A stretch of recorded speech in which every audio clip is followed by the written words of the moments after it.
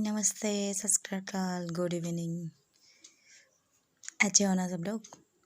Good, very good. Then हम लोग पिछले क्लास में पढ़े थे चैप्टर 2 दो बहनें को समझाई थी और उसके कुछ रिलेटेड वर्ड्स मैंने बताई थी। तो आज हम फिलहाल उसके क्वेश्चन आंसर करेंगे, ठीक है।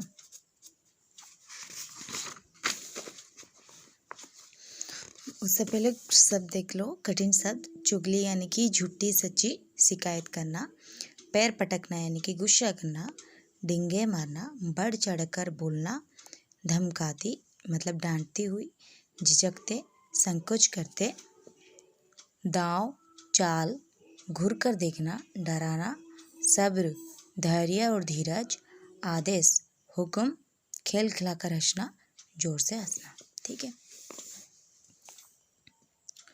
तो यहाँ पर अभ्यास करेंगे। अभिव्यक्ति मूल्यांकन फर्स्ट क्या लिखी गई है? स्रोत लेख। स्रोत लेख का मतलब क्या होता है? स्रोत का मतलब सुनना और लेखना मतलब लिखना होता है। स्रोत लेख का मतलब हो गया सुनकर लिखना। तो ये सब जो भी वर्ड्स रहे, चिल्लाना, लालचीपन, शिकायत, चुगली, झिझकना, खिलखिलाकर, सब्र, दाव, ये सब आपको कोई भी बोलेगा लिखने को तो आप सुनना और लिखना, देखकर नहीं लिखनी है, सुनकर लिखनी है।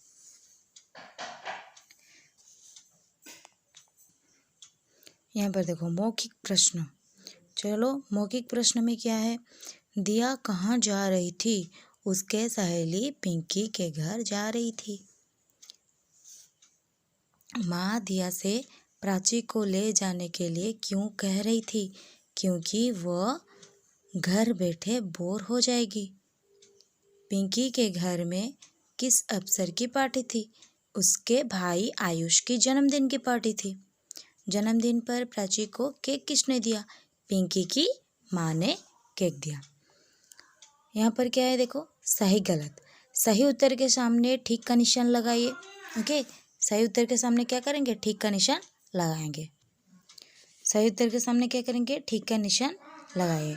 फर्स्ट, दिया ने प्राची को अपनी सहेली के घर ले जाने की क्या शर्त रखी? वह किसी से बोलेगी नहीं। नहीं, ये वाली तो शर्त नहीं रखी थी। वो पूछे जाने के बाद ही कुछ खाएगी। ओके, नहीं, ये शर्त रखी थी। अरे दोनों ही सही है, ये दोनों ही हो रखी थी। दिया ने प्राची को अपनी सहेली के घर ले जाने की क्या शर्त रखी? वो किसी से कुछ बोलेगी नहीं, सही है। वो पूछे जाने के बाद ही कुछ खाएगी, ये भी सही है। तो थर्ड आई की में क्या लिखा है? आई और सेकेंड आई दोनों उत्तर सही है। यस, बिल्कुल सही है। दिया किस बात की डिंग मार रही थी? डलहौजी जाने की? नहीं। डलहौजी में 5 सितारा होटल में ठहरने की? यस। 5 सितारा होटल में पार्टी देने की? नहीं, ये गलत है। सिर्फ सेकंड आई वाला आंसर सही है। उसके बाद देखो ग, प्राची ने दिया को अपनी मनपसंद हेयर बैंड क्यों पहनने दिया? आई, वह दिया से बहुत प्यार करती थी। वो दिया से क्या कर रही थी? बहुत प्यार करती थी। नहीं। सेकंड वाला, हेयर बैंड पहनकर दिया बहुत सुंदर लग रही थी। नो, यदि मना करती तो दिया उसे अपने साथ नहीं ले जाती। बिल्कुल सही आंसर ये है, ठीक है। तो यहाँ पर देखो पाठबोध। किसने कहा, किससे कहा है? फर्स्ट, आपकी स्कूल वाली बात भी नहीं बताऊंगी, मतलब किसने ये बात बोली और किससे बोली वो लिखनी है। प्राची ने बोली दिया को। तुम्हें डिंग मारने की क्या जरूरत थी? माँ ने दिया को।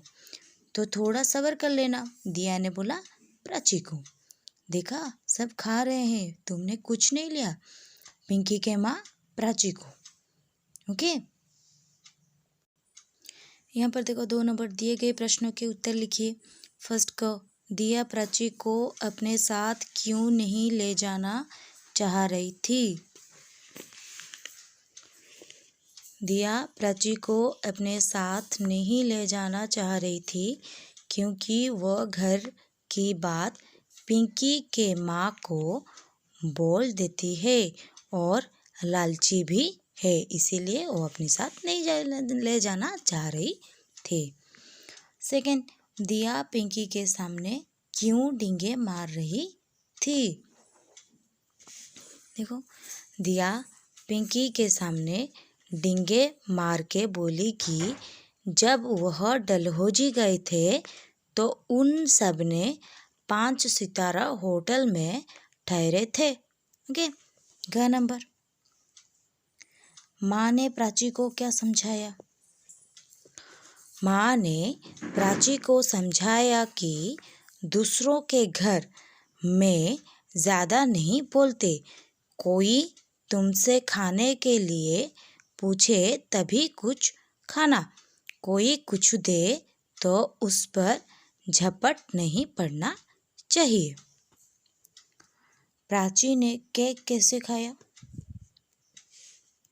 आंटी की बात खत्म भी नहीं हो पाई थी कि केक तो प्राची के मुंह में था।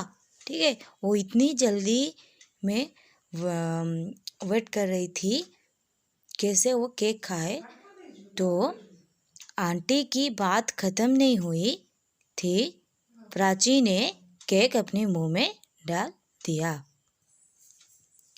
आइए विचार करें, आप किसी पार्टी या दावत में जाते हैं तो क्या नीचे दी गई बातों का ध्यान रखते हैं?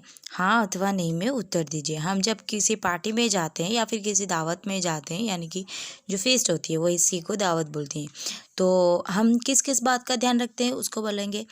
क्या आप सभी बड़े लोगों को नमस्कार करते हैं? हाँ करते हैं। क्या आप खाने की चीज़ों को ललचाई नज़रों से देखते हैं? नहीं। क्या आप किसी के पूछे बिना खाने लगते हैं? नहीं। क्या आप अपनी प्लेट में पहले ढेर सारा खाना लेकर फिर खाना छोड़ देते हैं? नहीं।